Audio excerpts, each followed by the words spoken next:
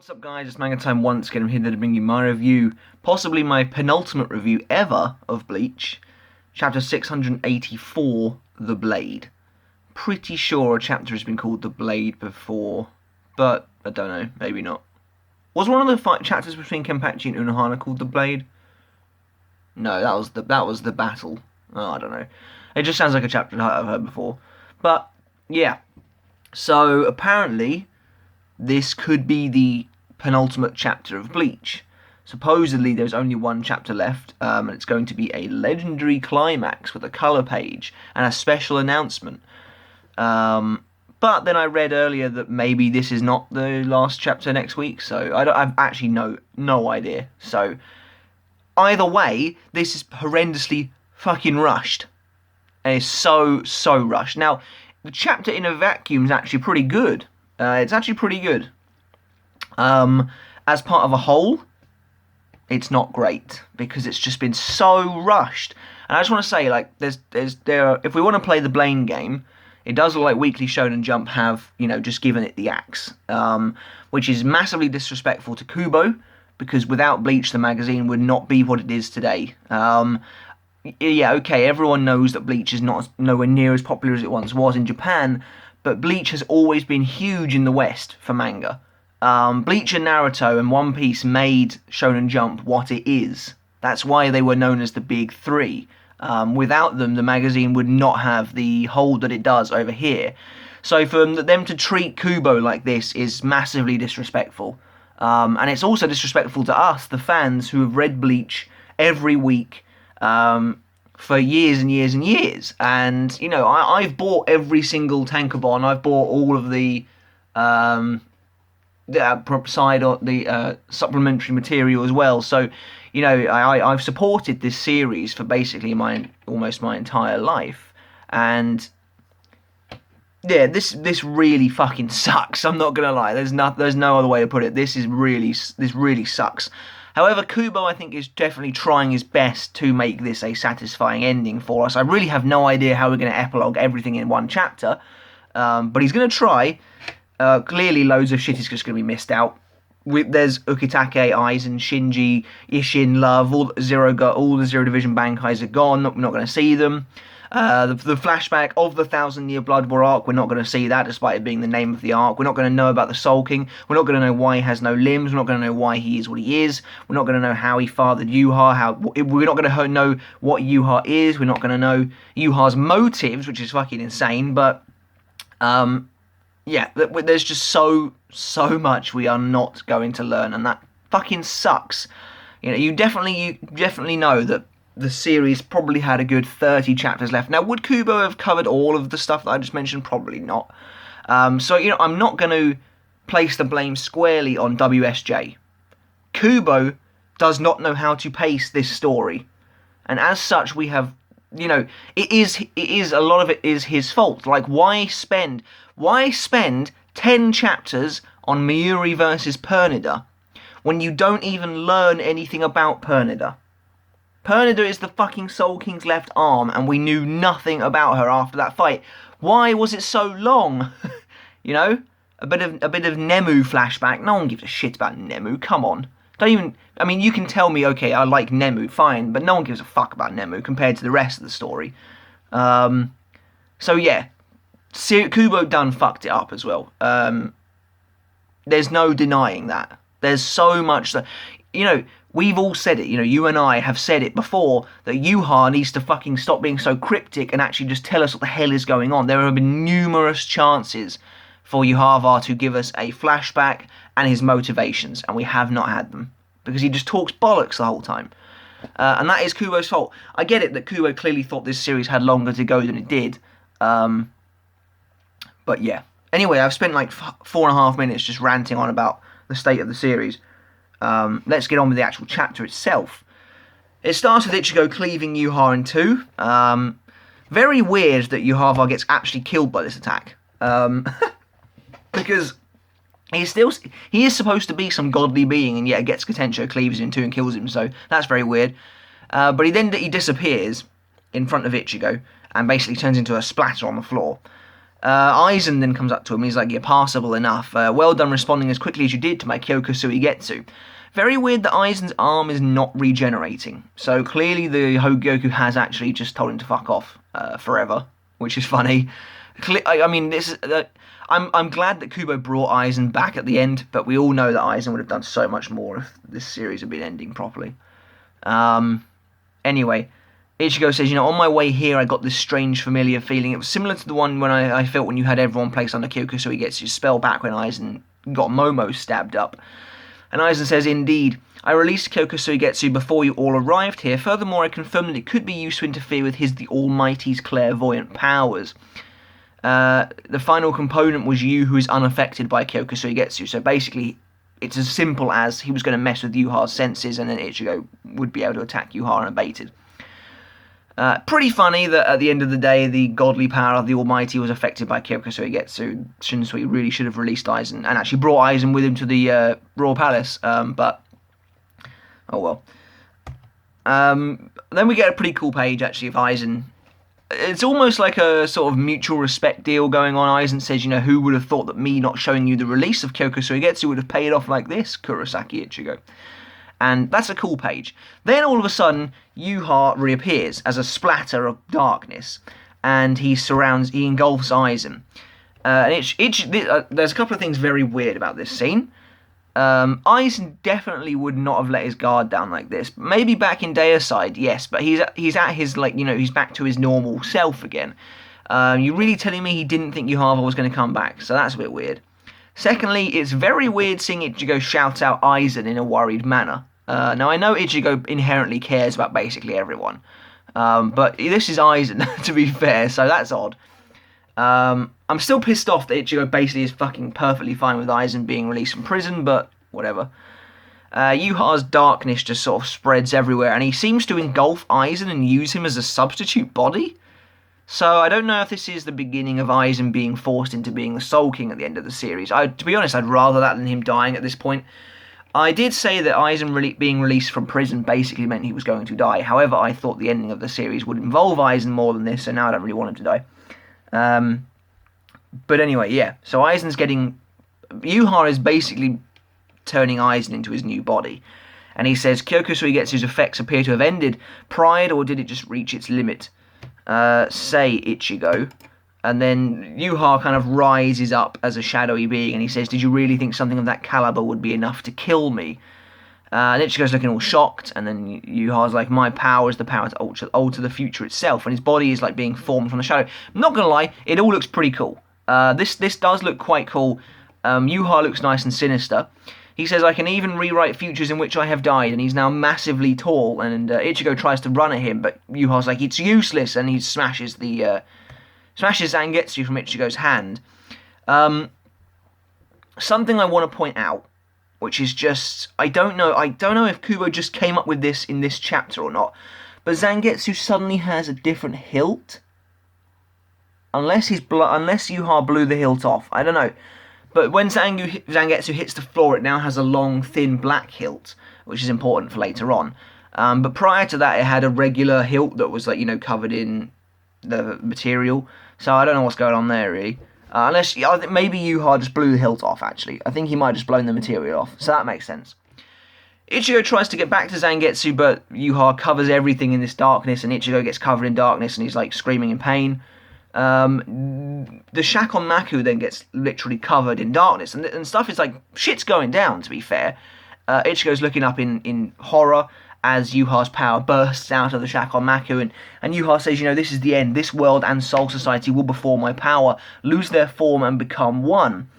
We see that even outside the Shakon Maku, everything is turning to darkness. So this is pretty cool, and I feel like Kubo would definitely have shown this off more again if he had more time. But Yhwach is literally destroying everything. Last week, the Senzai Q was destroyed. This week, the whole of Soul Society is blowing up, and everything outside it is blowing up as well.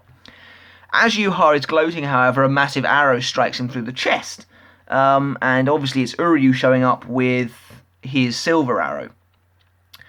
Again, I'm not even too bothered about this, because we got it foreshadowed not only a couple of weeks ago, but also back with Ryuken doing the autopsy. Yhwach's like, what is this? And then Ichigo turns around, sees Ishida there, and Uryu basically says that apparently Soken once told him that the silver that forms as a result of Auschwallen is referred to as still silver.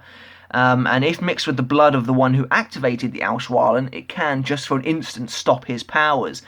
And we get what's possibly one of my favourite panels this chapter, because it's incredibly cathartic to see Yhwach basically get Auschwallen himself.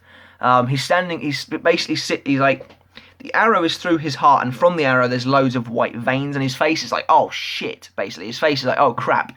And all of the darkness has been stripped from him, and he looks like how he used to look, basically, which is pretty cool. And yeah, so Yhwach's pretty fucked at the moment. And Ishida's like, now, Kurosaki, kill him now, basically. Ichigo grabs Zangetsu, flies up to Yhwach, and Yhwach's still using the darkness, which is weird because I'm assuming his powers are coming back slowly. But anyway, Yhwach's like, so what if you manage to stop my powers for just an instant? Uryu doesn't think Ichigo's going to make it, and Ichigo swings his blade, and Yhwach grabs the blade and shatters it, but however he only shatters the outer shell. We then discover that basically the true form, or at least the new form of Ichigo's Bankai, is his old Shikai. There's a mindfuck for you. But with a super long hilt. So, I'm not going to lie, this double page is pretty awesome with Ichigo swinging his blade. But what the hell is going on here? But I think it's actually quite simple. Because Yhwach stole Ichigo's Quincy and Hollow powers, that the white part of his Zanpakuto just disappears, revealing just the Shinigami core, which is why it represents his old Shikai. So yeah, that's kind of cool. But I think it's still his Bankai though, which is really weird. But either way, as Yhwach's powers are starting to come back, he realizes that, he says, oh, Zangetsu, I see. So what I saw at that moment was a glimpse of the future, this is really good. I actually liked this a lot. This is the dream that Yhwach had when Ichigo, dressed in his old attire, cut him down. Basically, he saw a future of Ichigo using his old blade to kill Yhwach. Yhwach says, I thought it was just a dream that you were showing me, Hashwolf. And apparently Hashwolf tried to warn Yhwach that this was going to happen. So basically, I think this comes from when Hashwolf killed Basby and got the power of the Almighty, he saw this future happening, which is why he says something like, the power of the future is, the power to see the future is a, I can't remember what he says, like an unnerving one or something like that. Isn't that right, Your Majesty? So clearly at that point, Hashwolf saw Yhwach's death, and he tried to transpose that to Yhwach, so Yhwach can clearly still see the future while he's asleep, but he just sort of gets it transmitted to him by Hashwolf. So it's cool that Hashwolf did attempt to help Yhwach in his last moments, but not his last moments, but when he killed Basby, but Yhwach didn't really listen, or he just saw it as a dream. Either way, Yhwach's now dead. The last page is him getting cut in half by Ichigo, and that's that. So, that's the end of Yhwach, the King of the Quincies. Ha! Kind of anticlimactic, not gonna lie, but it was also pretty good. I think Kubo did the best he could with the time he had. I just liked the way Yhwach kind of came back from death the first time and was powering up and destroying everything, and then I liked Uryu shooting him through the chest. I'm one of the few people that actually doesn't mind the silver arrow. I think it's kind of it's a cool idea, and Uryu's getting a symbolic revenge for Katagiri and Masaki in that regard, and it was very satisfying to see Yhwach's powers taken from him in the same manner as he's stolen so many powers before. And then it was also very cool, I think, to see Ichigo kill him with the original Zangetsu and harken back to the dream that Yhwach had. So I think Kubo did a decent job. He did the best job he could with what he had, I think. We'll see next week what's happened to Aizen. I think he will become the Soul King. I think basically that's what's going to happen, is that he's in a state now, because he was absorbed by the Soul King, where he will be the new Soul King. Unless, of course, Ichigo just fucking killed him by cutting him in half, but I don't think that's going to happen. I think Aizen's role now is to become the new Soul King, which is alright. That's better than him dying at this point anyway. But yeah, next week is supposedly the last chapter, but apparently it also might not be, so I don't really know. I kind of hope it's not, because we we no way we're going to fucking epilogue the whole thing. We're not going to epilogue the whole series in one chapter. Even the Aranka arc had 2, and that was rushed to fuck as well. So, yeah. So what do we need to, basically, if next week is the last chapter, what do we need to cover? We need to cover the state of Soul Society, because apparently it's been utterly destroyed. So they're going to try and rebuild, I guess.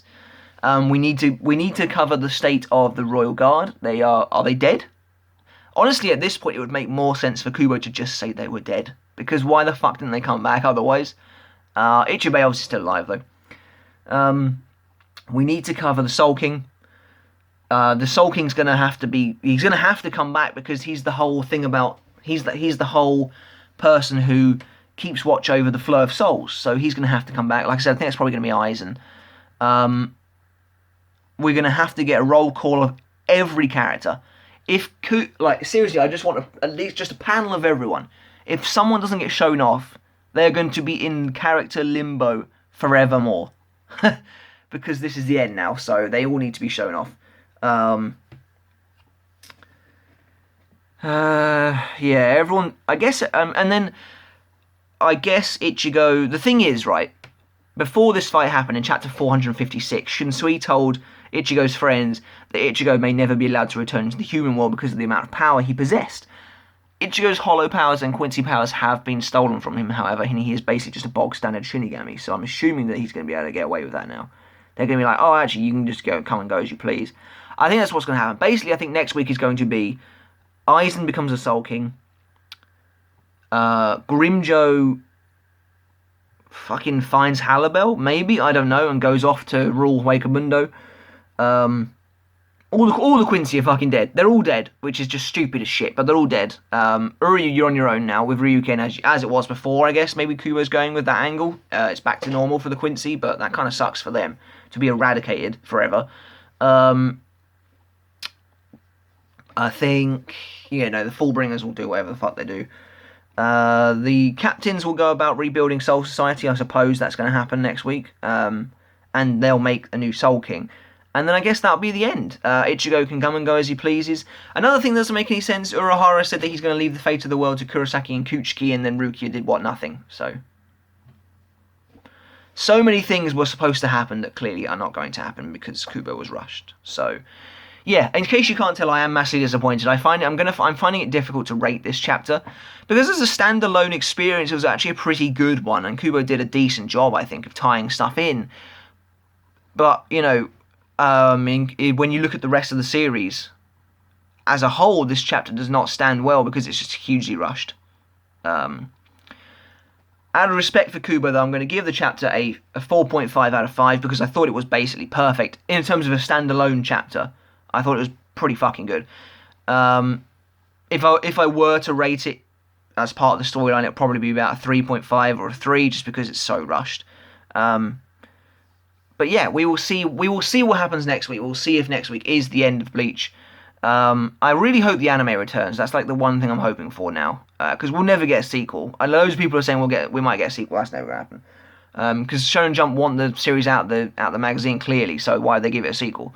An anime I feel like could happen though. I really feel like they owe it to Kubo to do something like that, but they clearly don't give a shit about him anymore. So yeah, it's a massive shame that Bleach is ending in such a cynical way. It's cynical. For all of us who have followed the series for so long,